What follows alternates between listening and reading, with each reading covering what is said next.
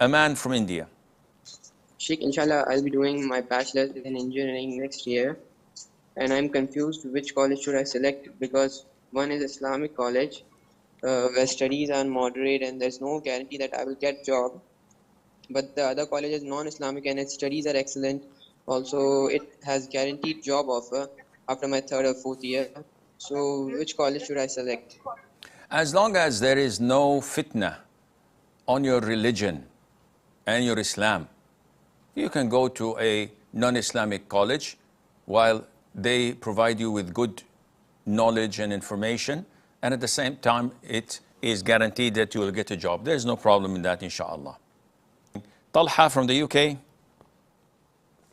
Assalamu alaikum. Alaikum assalam wa rahmatullahi wa barakatuh. My question is that in my school, like they have lots of haram things in the school.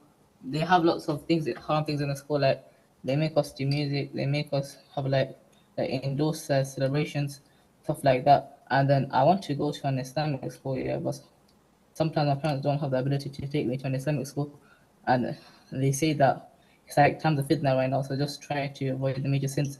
So then, what I just do is I just try to do the minimum I can, and I try to avoid as much as I can, because the teacher says if I don't do like what they told me to do, they're gonna call like the head teacher and stuff like that. So that's why I just try to do as much as little as I can in the sinning part. So am I sinful?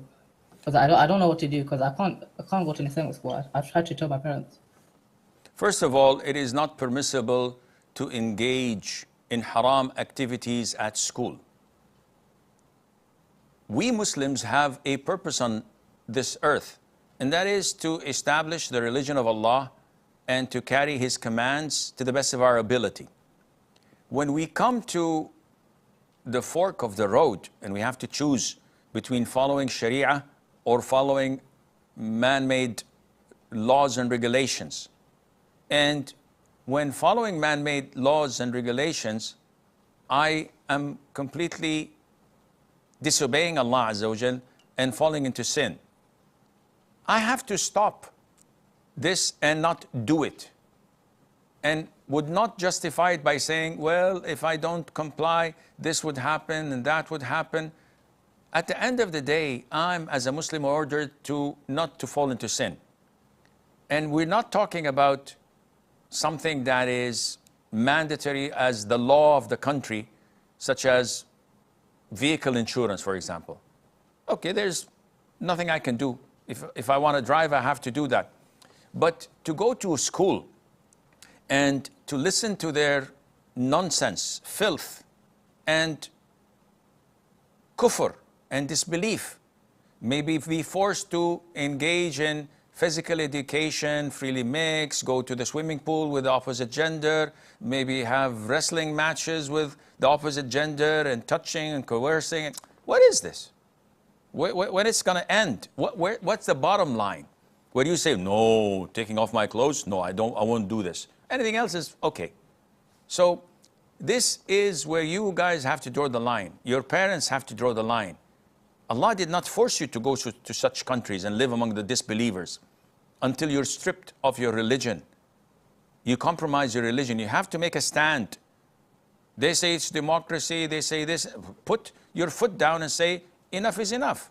We're Muslims. We don't do these things. So this is the bottom line, that you have to find a way out of it, and may Allah make things easy for you. Abu Kalthum from Singapore.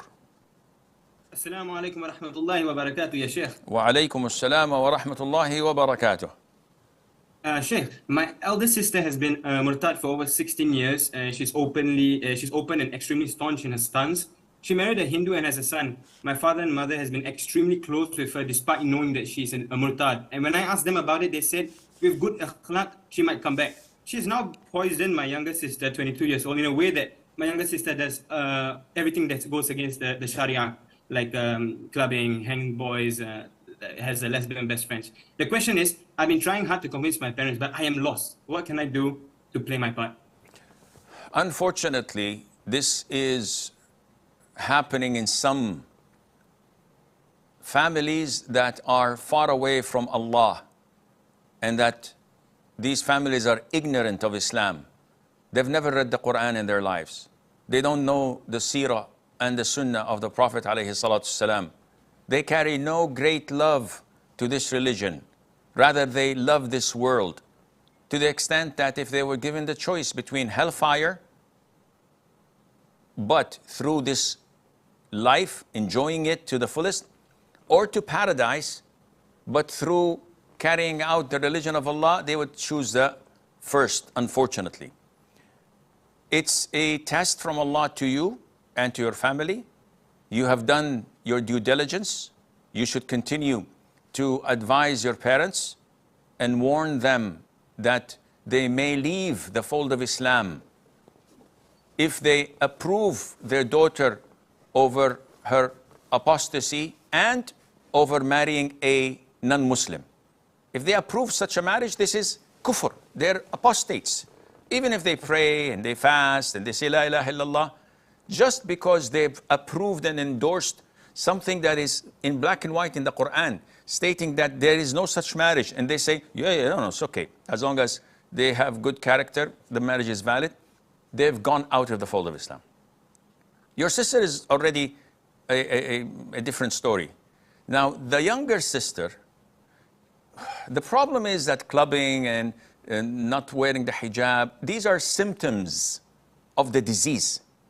You try to force her to wear the hijab and to stop free mixing and having boyfriends and the likes.